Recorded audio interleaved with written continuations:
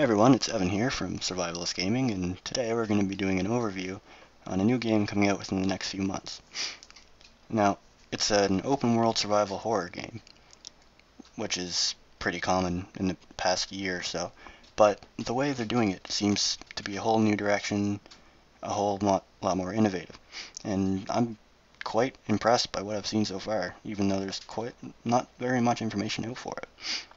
So, I went on the Greenlight page for Steam, and there's been a lot of discussion going on and people finding out information from articles and all this great stuff that you wouldn't be able to find otherwise if you didn't read through all the interviews and Q&As. So basically, this guy made a compilation of everything confirmed in the forest.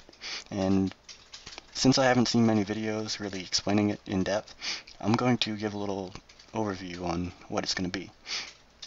Now, the general game and story. The game's initial price is going to be estimated at about $15, but that can change as it's still in alpha. The forest is labeled as an open world survival horror game, as I've previously stated. And the game's setting is stated as North American forest, with areas like swamps, lakes, caves, and mountains.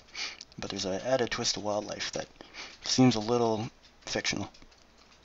Now, there will be an enemy in the game, which is almost like a mutant tribesman. They seem to only come out at night unless you really tick them off. And they draw inspiration from movies like from the 70s and 80s, like the Italian cannibal films, The Hills Have Eyes, I Spit on Your Grave, the novel I Am Legend, not really the book, or not really the movie, because it doesn't really it's not really the same, and many other films like that. There's no written or verbal dialogue within the game to aid storytelling. It's all suggested and found through the player exploring and just through the general environment of the game. There's a deep storyline, though, that will slowly be uncovered by the player through visiting locations, finding items, and generally by the experience within the game, like I just stated. The storyline will be completely optional, and you are free to explore the forest and play it as you see fit. So, if you don't feel like trying to figure out what the hell's going on, and you just want to survive, you just want to hide from these creepy cannibalistic hunters, I guess, and live your life, and maybe get off this island, or wherever you are, then that's fine. You can set your own goals, you can build how you want, and basically the amount of freedom is quite impressive. Now, this is a horror game, and the one of the main developers actually stated he wants this game to scare you more than any game has before.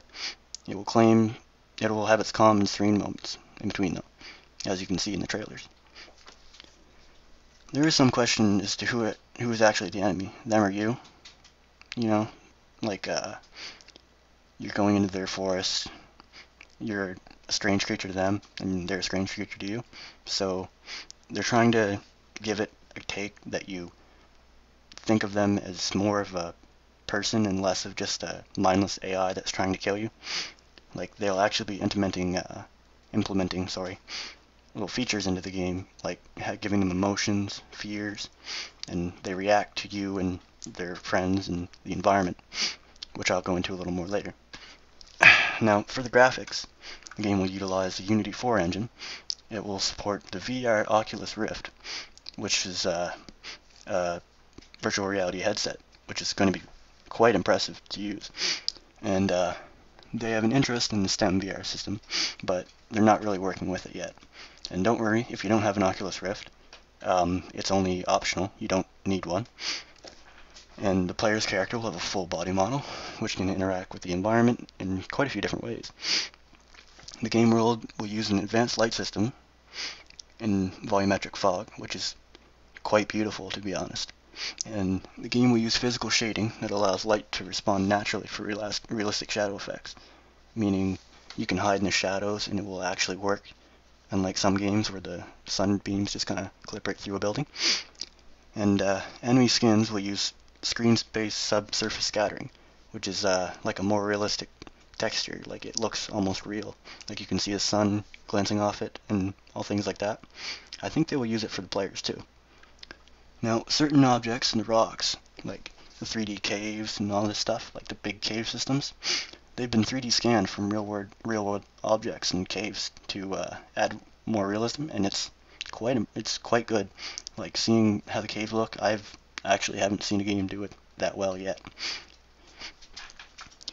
The enemies will have feature film quality animations, like they'll be done very well and they're very fluid, and there'll be a wide range, so you don't feel like you're just fighting the same templates over and over again. Blood splatter will occur when fighting, so if you want to be the kind of guy that gets right close and personal with them, and running isn't your kind of thing, you just want to chase them down and you want to get them killed, then it's pretty graphic. There's a lot of different animations and executions, as would be anticipated from the trailer, and some of it's quite brutal. Now, for the game world, it's going to be a huge open world. They state it as a large map, and the day and night cycle will have appropriate tides, so the tides roll in and out as they should through a day along the coast. Weather systems with rain and lightning, so there's lightning storms and things that will cause you to and force you to make shelter and make a fire so you can stay warm without getting sick or even getting chased down by those things, whatever they are. Now, the extensive and intricate cave system is something they've been really putting a lot of emphasis on, because that's where the cannibals, the tribesmen, that's where they reside in the daytime, and they pretty much own that. But there's a lot of stuff and a lot of cool information you can find just by exploring those caves. Now, something that's kind of cool, and people have been comparing it to Minecraft in the sense that every tree in the game can be cut down. You can take down any tree and it will permanently stay down, and same as every bush, every plant that gets in your way, you can cut it down and it'll be gone. They grow and die. It's quite impressive in how they're trying to make a world seem alive.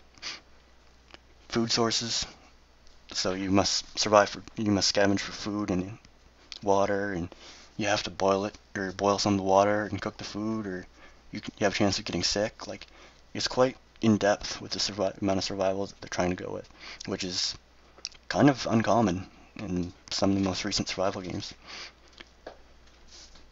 Food sources can be depleted if you just sit there and farm one area, so there isn't indefinite spawns. You can't just stay in one area and not have to worry about anything. It kind of pushes you to explore. Plants will regrow over time and even die as well. And they're even adding, I'm not sure if they have it in yet, but I'm quite sure it's been mentioned, is that there's several nearby islands along the coast that you can visit by either creating a boat or a raft. Now that seems quite interesting, because that way you can have a base that's away from all the chaos, but you can still go back and explore and figure out what's going on with those things. Now, some of the structures that you can craft, even though this probably isn't all of them, as they haven't really gave us much information on the game yet, but some of the shelters and houses you can take are caves, tents, cabins, seaside fortresses, and houseboats. Now, they didn't really go into much information about these, but I'm sure we'll figure out a little more as time goes on closer to release. But each thing is built by hand, and you must gather all the resources that you need to actually create it, and you're putting it together by hand. It's not just some menu where you just choose what you want and it automatically pops in. No, you got to build it with your hands. You got to chop down the trees. You got to make everything happen. So that's something that is kind of uncommon. Now, the gameplay elements, some of them are quite interesting, and you can tell it's been developed alongside the Oculus Rift and making sure that you have a good experience using that. Minimal UI will be utilized during using crafting in order to maintain constant immersion in the game. So basically, you're not going to have all these confusing menus and things just assaulting you. It's going to be, you you want to craft something using using tools or anything quite simple, basically, all you need to do is use the surrounding environment or something else you have in your inventory. Like you can craft a spear just by bringing it to a rock and sharpening it that way, or you can create a torch by bringing it to a fire. And more advanced crafting options will appear as the player is able to combine small items together. Like you can even say if you found a lighter and a can of hairspray from the airplane wreck, you can put them together and you can use them as a flamethrower. This is scare off enemies, I would assume. Now there's a stealth system that will be highly encouraged for players to use, as pretty much chances are you're going to be outnumbered at least 3 to 1 anytime you draw a lot of attention. And they don't seem like a very easy enemy or a very dumb enemy to fight. You might want to actually consider just kind of playing it safe and not running in and just killing everything you see. Now, speaking of the stealth system, a player can craft camouflage foliage, to aid in hiding from mutants, which is pretty awesome. You can make your own kind of ghillie suit almost, and you can stay undetected. Also, they said a little mention in the article that you could cover yourself in mud for decreased visibility, which is kind of like a shot at Predator, which is going to be pretty funny because I can see myself fucking quoting Arnie and getting all mudded up and killing not aliens, I guess. They'd be mutants this time, but it still looks like there's a lot of cool moments you can have, just completely created by the character, and how you choose to react is what unfolds. Now, it's a melee-based system, so you can craft weapons, fairly primitive weapons, such as spears and axes with sticks and stones, but if you scavenge supplies from the air crash or from around the island from various other previous survivors, that you might be able to build more intricate things like, I don't know, maybe traps or explosives or flame or Molotovs or shit like that. Basically anything that you would realistically be able to craft. Excuse me. The player can create a large amount of traps and camouflage, and using camouflage you can conceal traps, and you can defend your base from those monsters or whatever they like to call them. You can tell I'm hesitating when I want to call them anything because they're kind of their own enemy. They haven't really been used before, and that's something that I like. It's not just zombies or monsters or anything like that. It's its own creation. Now, the combat will be primarily melee based. There might be a couple thrown weapons or traps, but the idea is to add bows later on.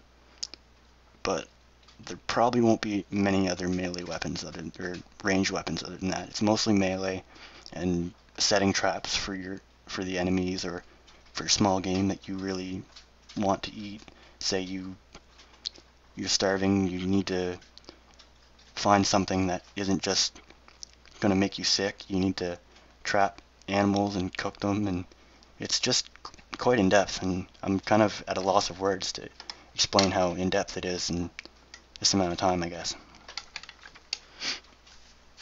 Now, the player can block and dodge enemy attacks, so you will have some way of fighting them, but they appear to be quite formidable.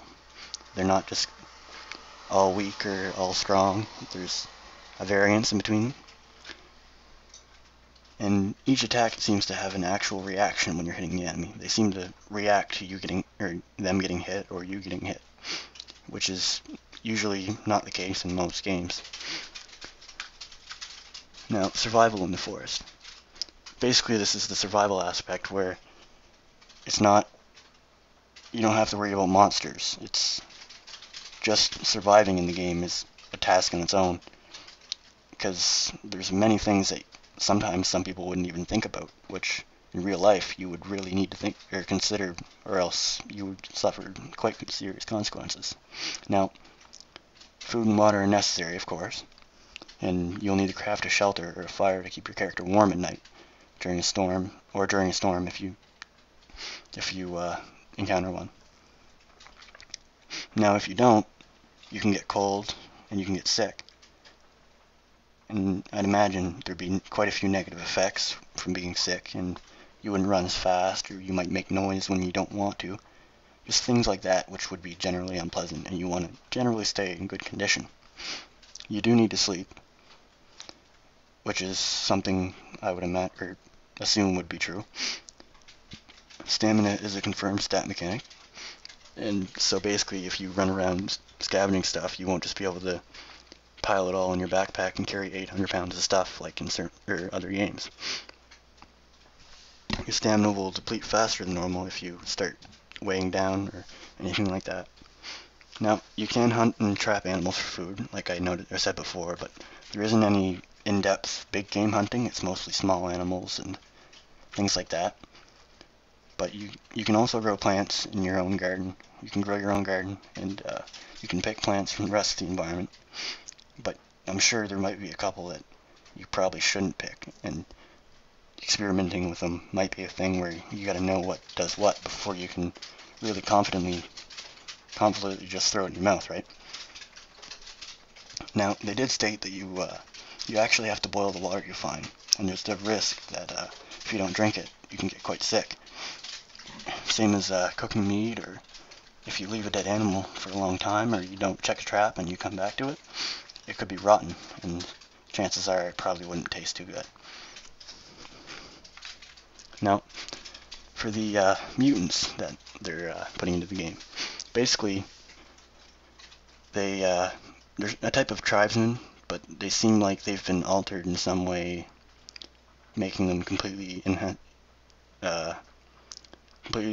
incoherent to any rational thought aside from what they create within their own people. They can't. You can't rationalize with them. You can't be peaceful with them. They will kill you if they see you, unless they're afraid of you. Then, if you go around wearing their skull for a necklace, then they might leave you alone if they don't think they have the manpower, which is quite cool because the amount of intelligence the AI has for reacting, it's a lot different than most games. Now, back to what I was saying with the list. I kind of varied it a little bit there.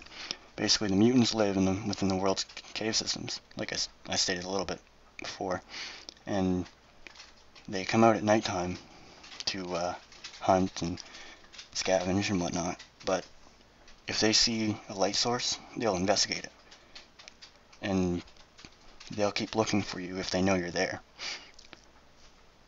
But the thing is that they aren't just mindless, brainless zombies. They have families, fears, morals, and beliefs. They have a culture. It may not seem like it to you, but if you were to injure one of them, the others might react in a way that would seem almost human. Like, say you killed one and it was one of their family members. It could crouch down and start mourning its death, or it could try to drag it back and help it, or it could attack you just completely enraged at what you did, or they could just simply run. All the different things depend on what the situation is and what the enemy is doing at the time. Now, they tried to instill a feel of they can't really help what they are, and all they are is trying to survive as well. And since they fear you, they want you dead. That's pretty much it. And they kind of put a bit of a who's the real enemy kind of thing into it, where when you find an injured one, you might feel a little bit bad to just execute it. But the thing is if you don't, another one can find it and bring it back to base, which is a pretty big impact when I bring you to the next point here in a couple minutes. Now,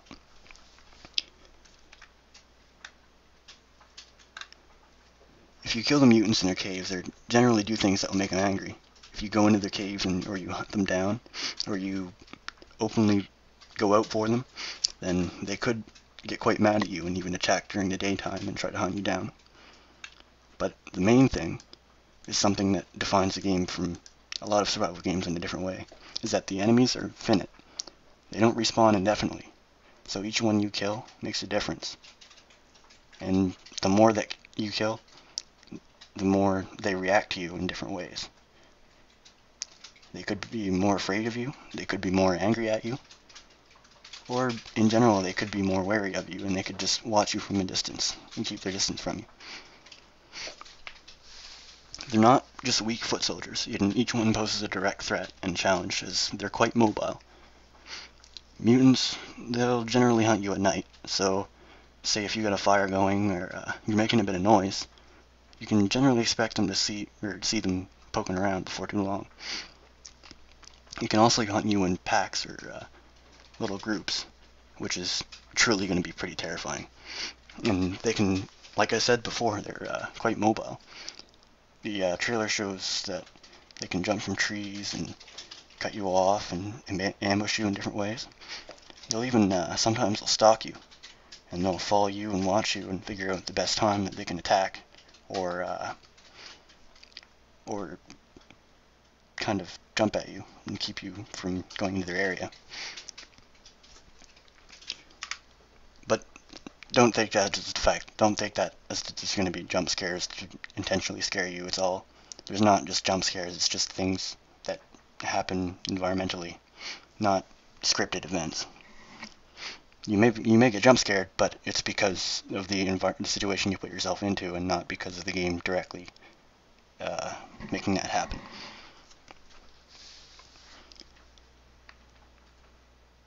Now, these mutants can actually use weapons, so chances are some of them are going to be a little more threat than others if they get some giant kind of axe swinging around at you. Now, that's pretty much sums up for what I can really say about the mutants, because there isn't a whole lot of information. They probably want you to figure out most of it as you go.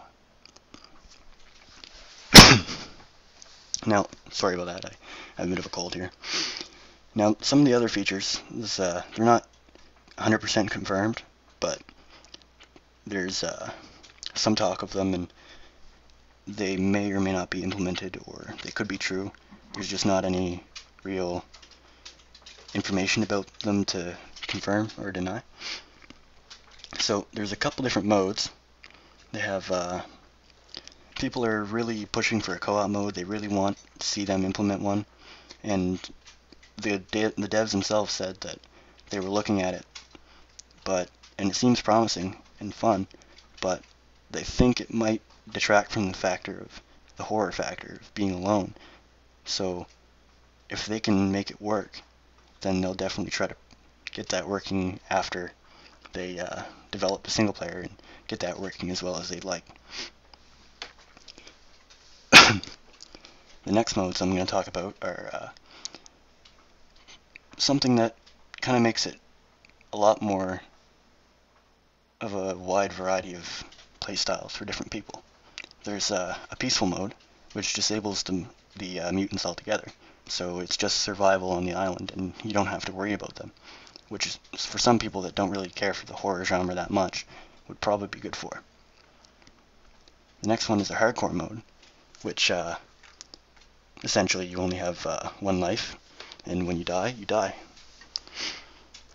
The normal mode, which is you have respawns, but there are monsters, and everything is basically tailored the way the game was meant to be played. Now they are talking about a mode that will procedurally generate a new forest each time you play the game, or start a map. But I think they said it was basically experimental right now, and that it's kind of buggy. So they want to get the main game working as well as they can, and then they're going to try to work on that and see if they can implement it. So it's kind of on the fence right about now. The main thing they said about it was it's hard to keep the maps interesting when they're randomly generated, because sometimes you may get a boring one, sometimes you may not. Now, another thing I'd like to mention is there's finisher moves, like the animations where where the mutant is on the ground and he's pretty much dying and shows Buddy over them with a rock and he just crushes his skull. Well, I'm sure there's quite a few high quality animations like that because, well, with the special effects and the amount of realism they want to put into it, you would imagine that they'd have realistic executions and death. There will be a variation of mutants, and there will be different kinds, but they haven't shed much light on them because chances are you're going to want to figure it or find them out for yourself. Sorry about that. Oh, excuse me. Now, they also have noticeable aesthetical differences where as they dress up, they wear masks, they paint their face, they have CD pendants and little things that they find from the plane crash or other human life that was once there and is now obviously gone. There is a belief that there's a difference between the mutants that they see in the caves and the ones that wear clothes and use weapons and hunt you, but that's mostly just speculation. Mid-range to high-end NPCs should be able to run games fairly well, which is based on a couple quotes that the dev made when replying to a few people on Facebook. Now, Sony and PlayStation, or Microsoft and Sony kind of, like a lot of the console guys, really want to see this ported, but there's not really information on a release like that. They said it's possible, but they really want to get the PC release locked down and done before they even think about getting into multiple platform support. Now, there's a couple quotes here that I thought were pretty interesting, and they kind of sum up some of the aspects of the game.